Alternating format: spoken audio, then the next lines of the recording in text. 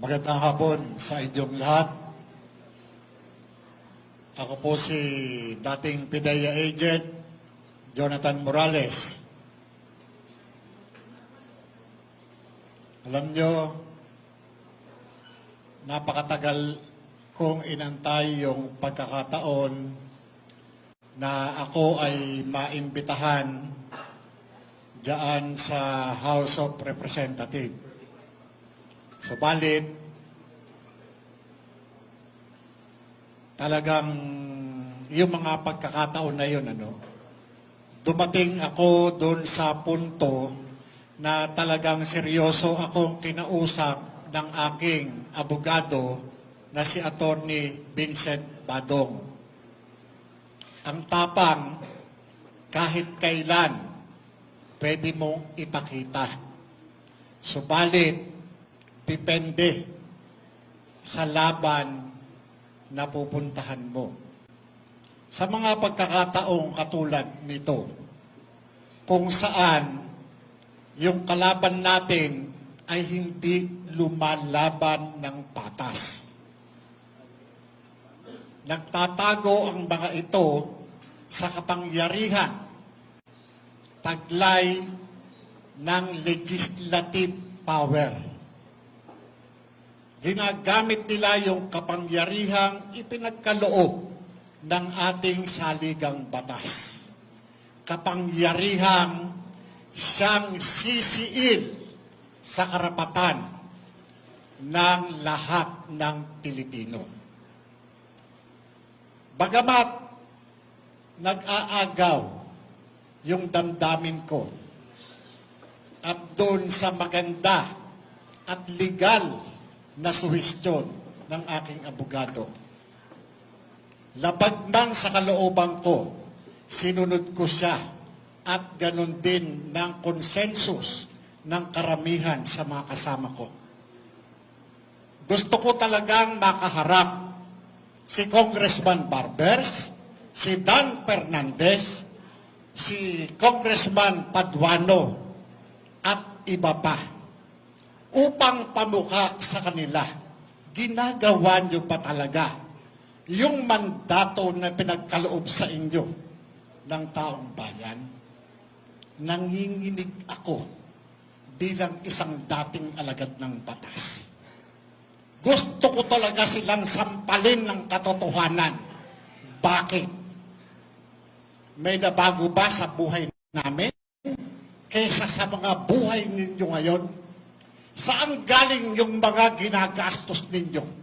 Saan galing yung mga suot-suot ninyo? Yung mga sasakyan yung bulletproof? Yung mga alahas ninyo? Yung mga suot-suot ng mga asawa ninyo? Ng mga kabit ninyo? Yung mga pamumuhay ninyo? Saan galing?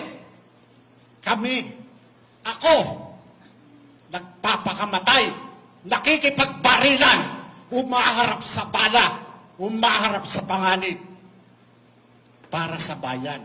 Kayo, anong ginagawa ninyo? Hindi ba? Anong ginagawa ninyo? Ikukulong ninyo ako? Sige, walang problema sa akin yan. Pero, sisiguruhin ko, kakalagkarin ko kayo at ilalantad ko ang lahat ng katarantaduhan nyo sa sambayan ng Pilipino. Yan ang gusto ninyo, hindi ba? Ako lang at kaming mga vloggers ang kaya ninyo. Bakit hindi nyo imbestigahan si Bongbong Marcos? Bakit hindi nyo imbestigahan si Lisa Marcos? Puro kayo sindikato.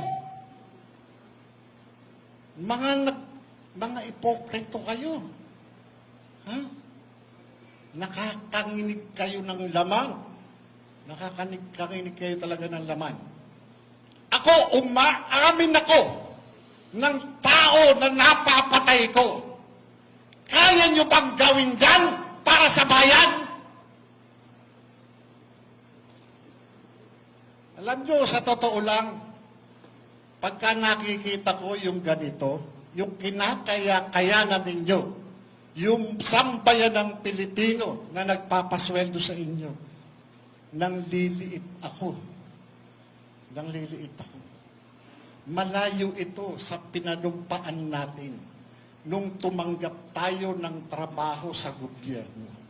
Nangako tayo sa sambayan ng Pilipino na ipaglalaban natin ang kanilang karapatan. Pero asan kayo ngayon?